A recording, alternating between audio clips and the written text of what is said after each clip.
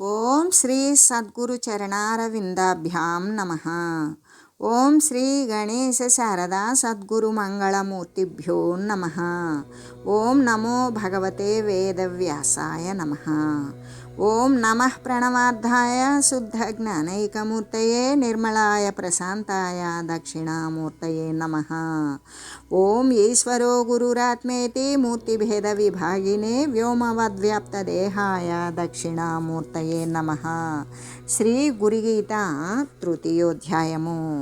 అంటే వీడు ఎంత ఉన్నతమైనటువంటి కులంలో పుట్టినప్పటికీ కూడా, గొప్ప ధనవంతుడే అయినప్పటికీ కూడా, శారీరకంగా ఎంత శక్తి కలిగి ఉన్నప్పటికీ కూడా, వ్యాకరణాది శాస్త్రాలు చదివి పండితుడైన బంధువులు, సోదరుడు, మిత్రులు మొదలైనటువంటి వారు ఎవ్వరైనా సరే వాని యొక్క మృత్యుకాలమునందు తోడై వస్తారా?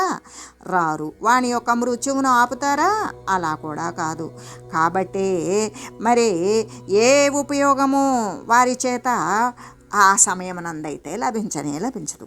కాబట్టి శ్రీ గురుదేవుడు మాత్రమే అటువంటి మృత్యు భయాన్ని నశింపజేస్తాడు. ఆ నశింపజేసి వానిని ఏ విధంగా అంటే సంరక్షించేటువంటి సమర్థుడు ఎవడు అంటే శ్రీ సద్గురుమూర్తే. ఇంకా మరొక విషయము, వేరే గతి వేరే మార్గం ఉన్నదా?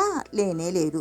కాబట్టి తన యొక్క గొప్ప వంశం కానీ, గొప్ప సంపద కానీ, శారీరక బలం కానీ, ఈ పాండిత్యం కానీ, సకల బంధువులు, పుత్రులు, మిత్రులు, మరి తన యొక్క పరివారము ఎవ్వరితో కూడి ఉన్నప్పటికీ కూడా ప్రాణ ప్రయాణ సమయంలో వానిని ఉద్ధరించేటువంటి స్థితి ఎవ్వరికీ ఉండదు. కాబట్టి ఎవరు చేయలేరు. కాబట్టి ఆ విషయంలో అందరూ అసమర్థులే. కాబట్టి దానితో వారికి ఏమైనా ప్రయోజనం ఉంటుందా అంటే ఉండదు. కాబట్టే ప్రాణపటుత్వం ఉన్నప్పుడే వీరితో ప్రయోజనం ఉంటుందేమో. కానీ మరి ధనము తనని రక్షించదు. ఎందుకు?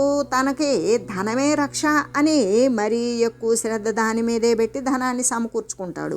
అటువంటి గర్వంతో మెలిగిన వాడైనప్పటికీ కూడా ధనమే నన్ను రక్షిస్తుంది అని అనుకుని దానికోసమే ఎక్కువగా తన యొక్క దృష్టి అంతా కేటాయించి దానిని సమకూర్చుకున్నప్పటికీ కూడా మృత్యుకాలం ఆసన్నమైనప్పుడు దాని అందల ఆశ చేత కొట్టుకుంటూ ఉంటాడే. కానీ ఎవ్వరూ కూడా తప్పించేటువంటి వారు లేక వాడు ఏడుస్తూనే ఉంటాడు.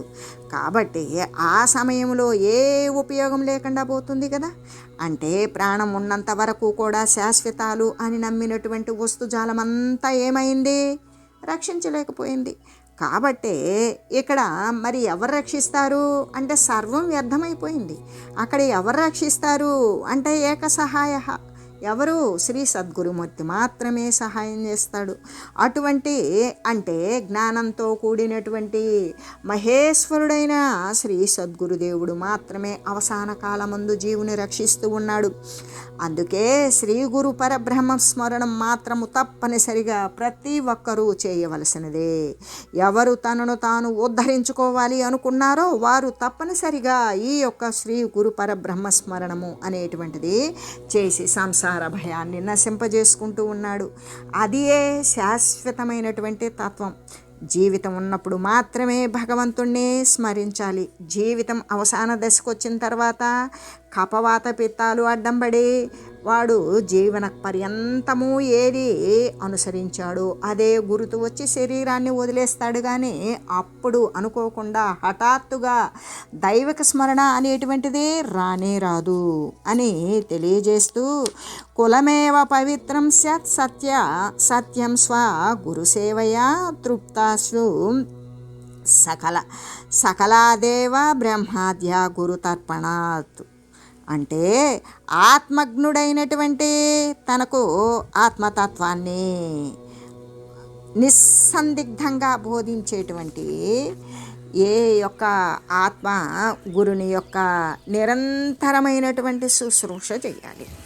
ఎందుకు అంటే ఆత్మజ్ఞుడు. ఆ గురుడు ఎటువంటి వాడు? ఆత్మజ్ఞుడై ఉంటాడు.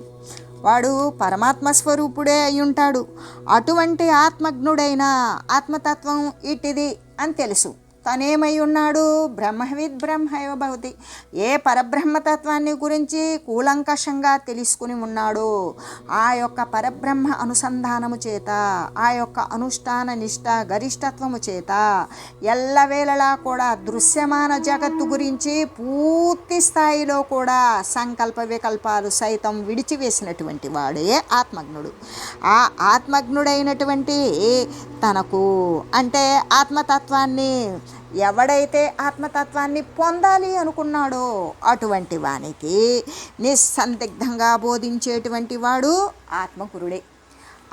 అంటే పరమాత్మ తత్వమే తానై ఉన్నాడు కాబట్టి ఆ ఆత్మ గురువరుని యొక్క నిరంతర శుశ్రూష చేతనే ఆ గురువుని ఏ విధంగా అంటే ఎల్లవేళలా కూడా నిరంతరం మనస వాచ కర్మణ చేసేటువంటి క్రియయందు ప్రతిఫలించాలి భక్తి, మాట్లాడే ప్రతి మాట యందు ప్రతిఫలించాలి భక్తి, సంకల్పించేటువంటి సంకల్పాదులు యందు కూడా భక్తిభావంతో పరిడివిల్లాలి. ఈ విధంగా చేసినటువంటిదే త్రికరణ సహితంగా త్రికరణ శుద్ధిగా చేసేటువంటిదే శ్రీ సద్గురుమూర్తి యొక్క శుశ్రూష. ఆ శుశ్రూష అంగ భావ ఆత్మ శుశ్రూషలు. ఆ 4 రకాలైన స్థాన శుశ్రూష, అంగ శుశ్రూష, భావ శుశ్రూష, ఆత్మ శుశ్రూష అనేటువంటి 4 రకాలైనటువంటి సేవన చేస్తూ, అంతేకాదు సర్వేక సమస్తము కూడా పరమాత్మ స్వరూపుడైనటువంటి శ్రీ సద్గురుమూర్తి తప్ప అన్యథా ఇతరమైనటువంటిది లేదు అని ఎవనికైతే నిరంతర విశ్వాసము, నిరంతరమైన భక్తి, ఏ సేవ చేసినా కూడా వానికి పదుగురు చూసి వీడు గొప్ప సేవకుడు అనిపించుకోవడం కోసం కాదు, శ్రీ సద్గురుదేవునికి తను చేసేటువంటి సేవ సంతోషాన్ని కలిగిస్తుందా, ఆయన మనసును కరిగిస్తుందా, తన యొక్క ఉద్దేశం అభిప్రాయం నోటితో చెప్పనవసరం లేదు, అది ఆయనకు అర్థమవుతుంది కదా. ఆ అర్థమైనప్పుడు నేను పదపడి చేసేటువంటి ఈ సేవా ప్రభావమే నన్ను ఉద్ధరిస్తుంది. ఆ ఉద్ధరణ శ్రీ గురుదేవుని యొక్క కటాక్ష రూపంలో ఉంటుంది, అనుగ్రహ రూపంలో ఉంటుంది. ఆయన యొక్క భాషణము, ఆయన యొక్క అమృతాల వంటి వాక్కులు ద్వారా బోధింపబడేటువంటి జ్ఞానము ద్వారా యుక్తియుక్తములైనటువంటి మార్గాలను ప్రబోధించి వాణిని జ్ఞాన మార్గంలో నడిపించగలిగినటువంటి శ్రీ సద్గురుమూర్తి ఆయన ఎటువంటి వాడు? ఆత్మతత్వజ్ఞుడు. ఆయన పరమాత్మతత్వంతో కూడి ఉన్నవాడు, పరమాత్మ స్వరూపము తానే అయిన ఉన్నవాడు, సర్వవ్యాపి అయినవాడు, ఎటువంటి రాగద్వేషాలు అనేటువంటిది లేనివాడు. కాబట్టి ఆయనను నిరంతరమైన శుశ్రూష చేత ఎల్లవేళలా, నిరంతరం అంటే అహరహము, ఎటువంటి ఖాళీ లేకుండా, మరి ఆయనకి ఈ విధంగా అంతరాయం కలుగుతుందేమో కదా అన్నప్పుడు శరీరానికి అవసరమైనటువంటి సేవ చేసిన తర్వాత మానసికమైనటువంటి సేవ ఉంటుంది. ఆ మానసికమైన సేవ శ్రీ సద్గురుమూర్తికి భావానికి తగులుతూ ఉంటామే కానీ ఆయన యొక్క క్రియాకలాపాలకు మనమేమీ అడ్డంకం కాదు. అంటే ఎల్లవేళలా కూడా సత్యస్వరూపాన్ని అనుసంధానం చేసిన వారమైనప్పుడు మనం ఆ సత్య వస్తువుకు దగ్గరే అవుతాం.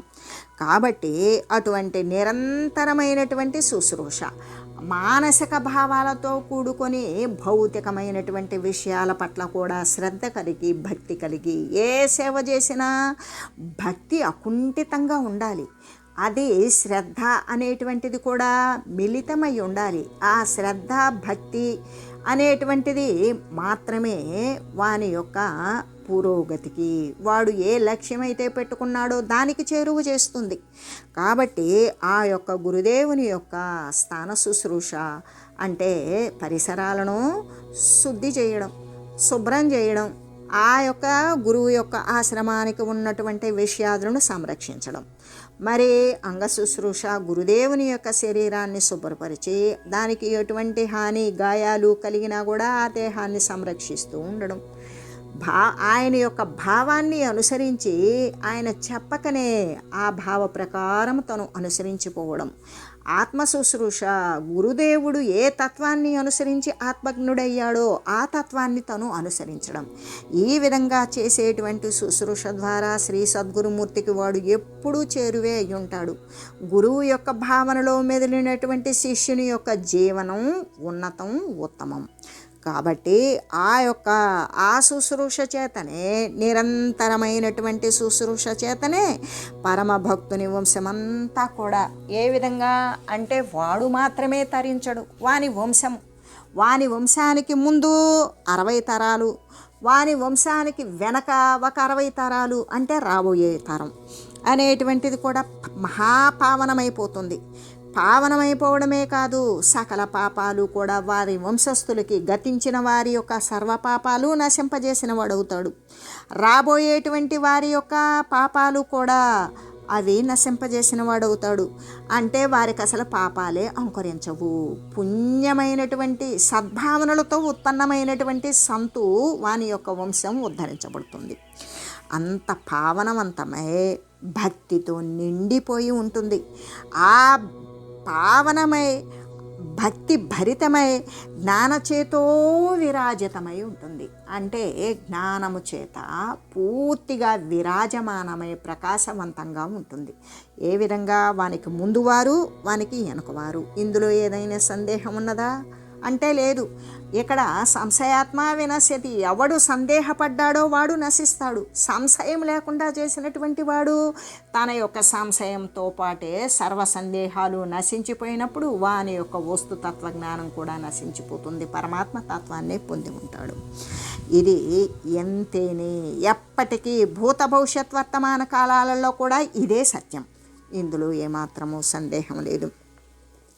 ఎంతంటే అందుకే చెప్తూ ఉన్నారు, షష్ఠిం కులాన్యతీతాని షష్ఠిమాగామి కానిచ కులాన్యుద్ధరతే ప్రజ్ఞ ధన్యోసౌ గురు భక్తితః.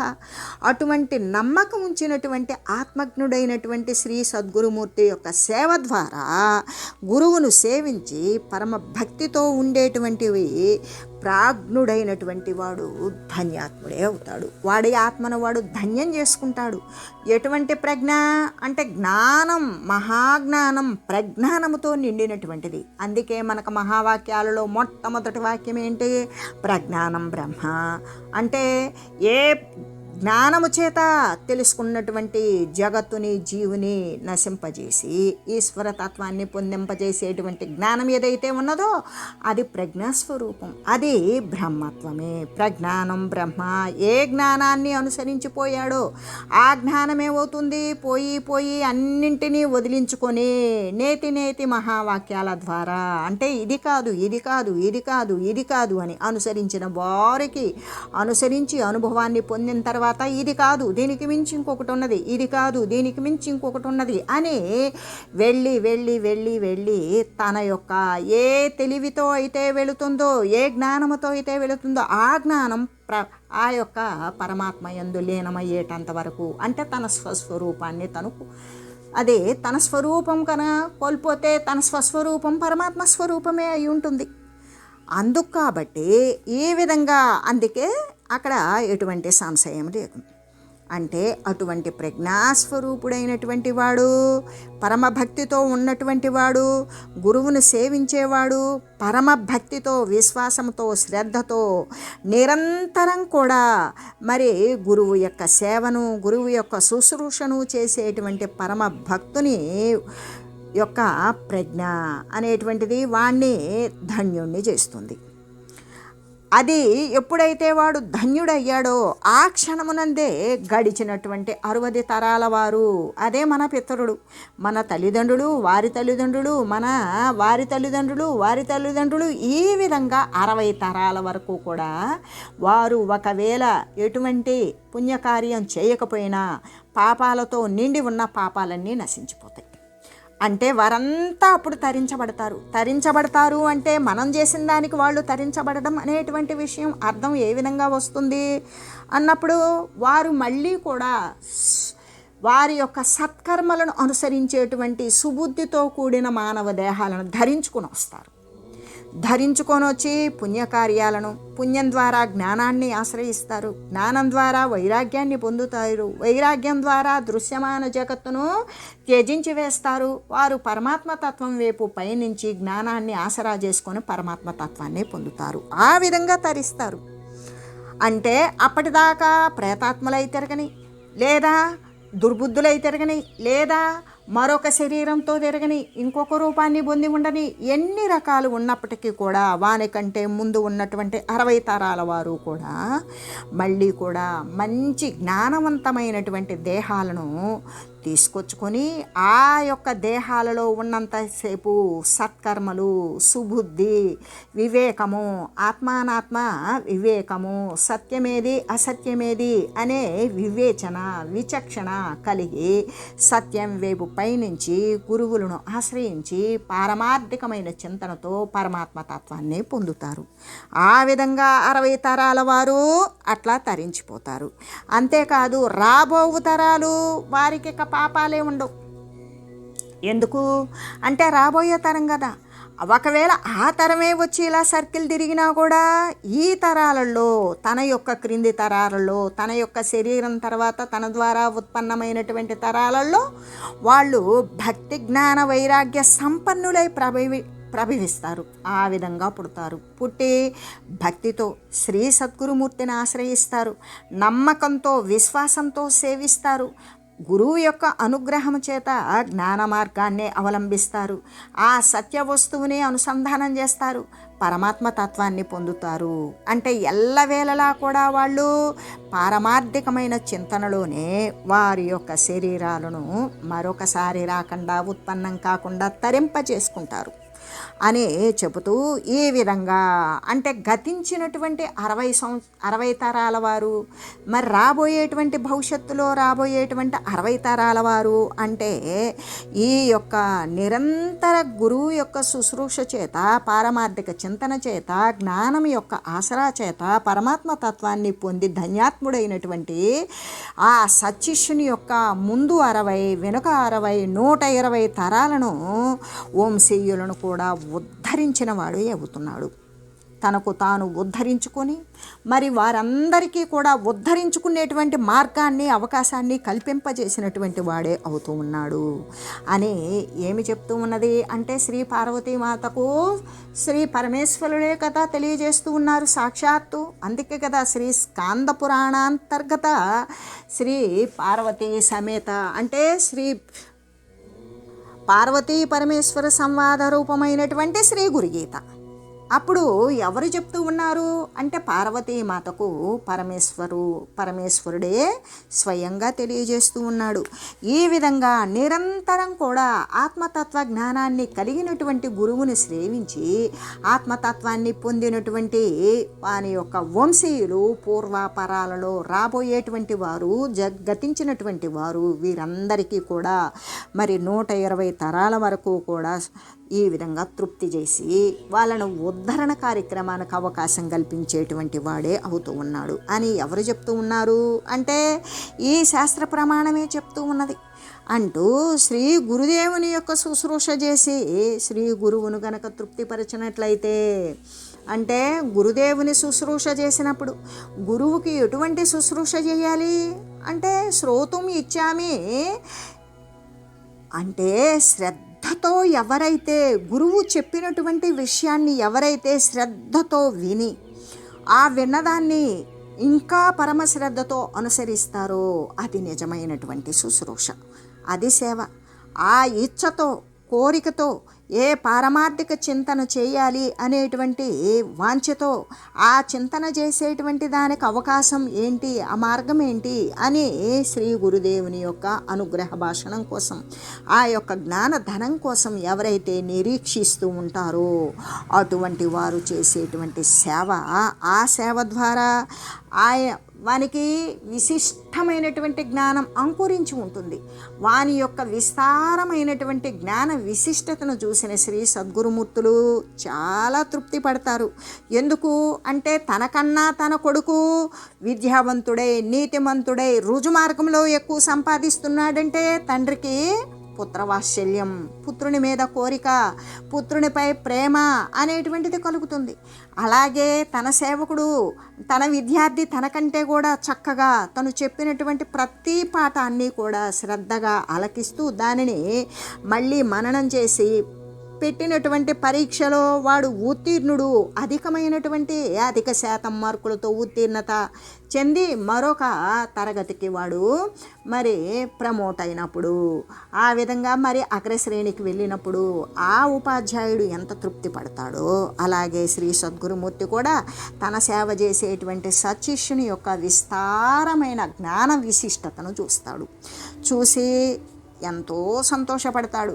తను చెప్పినది స్వల్పమే అయినప్పటికీ కూడా ఆయన ఎంతగానో అభివృద్ధి, అంటే నానాటికి నిరంతరం నిద్ర ఆహారం అనేటువంటిది శరీరాన్ని నిలుపుకోవడానికి మాత్రమే తీసుకుంటూ గురువుగారు బోధించినటువంటి విషయాన్ని నిరంతరము చింతన చేస్తూ విచారిస్తూ జ్ఞాన మార్గంలో దూసుకు వెళుతున్నటువంటి శిష్యుణ్ణి చూసినటువంటి ఏ గురువుకు సంతోషంగా ఉంటుంది. అప్పుడు ఆయన ఏమనుకుంటారు, నేను బోధించింది స్వల్పము, ఆ శిష్యుని యొక్క భక్తి అటువంటి విశిష్టతను తెలియజేస్తుంది అని గురువు పట్ల శిష్యుని పట్ల అమితమైనటువంటి ప్రేమ, అమితమైన వాత్సల్యం, ఆ గురువుకు కలిగినటువంటి వాత్సల్యం ద్వారా శిష్యుడు ఎంతో ఉద్ధరింపబడుతూ ఉన్నాడు.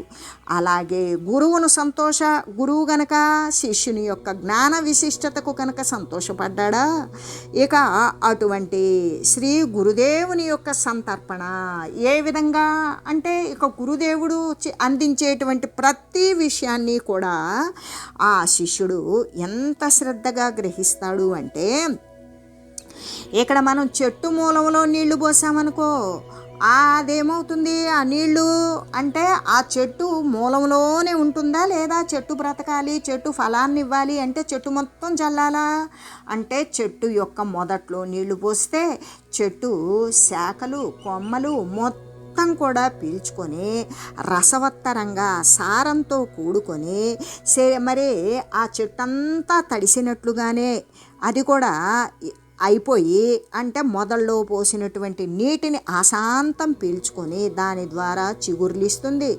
ఆకులవుతుంది, పెద్ద పెద్ద కొమ్మలు వేస్తుంది, పువ్వులు పూస్తుంది, కాయలు వస్తాయి. ఇటువంటివి ఏ విధంగా అంటే మొదటి నుండి కూడా శాఖాగ్రం వరకు కూడా చిగురించి కాయలు కాస్తాయి కదా, మరి అట్లాగే ఫలాలను ఇస్తాయి కదా. అలాగననే ఈ సకల బ్రహ్మాది దేవతలు కూడా సంతృప్తిని చెందుతారు. అంటే ఈ బ్రహ్మాది దేవతలు కూడా శ్రీ సద్గురుమూర్తి యొక్క శిష్యులే కాబట్టి, వారు కూడా ఈ యొక్క పరతత్వాన్ని పొందినటువంటి వారు కాబట్టి శ్రీ గురు భక్తునికి సకల జ్ఞాన ఫలాలను కూడా బ్రహ్మాది దేవతలు అందరూ కూడా ఇస్తారు అని తెలియజేస్తూ, ఓం మంగళం శ్రీ గురుదేవాయ మహనీయ గుణాత్మనే సర్వలోక శరణ్యాయ సాధురూపాయ మంగళం. ఓం లోకా సమస్త సుఖినో భవంతు. ఓం శ్రీ సద్గురు పరబ్రహ్మార్పణమస్తు. ఓం తత్సత్.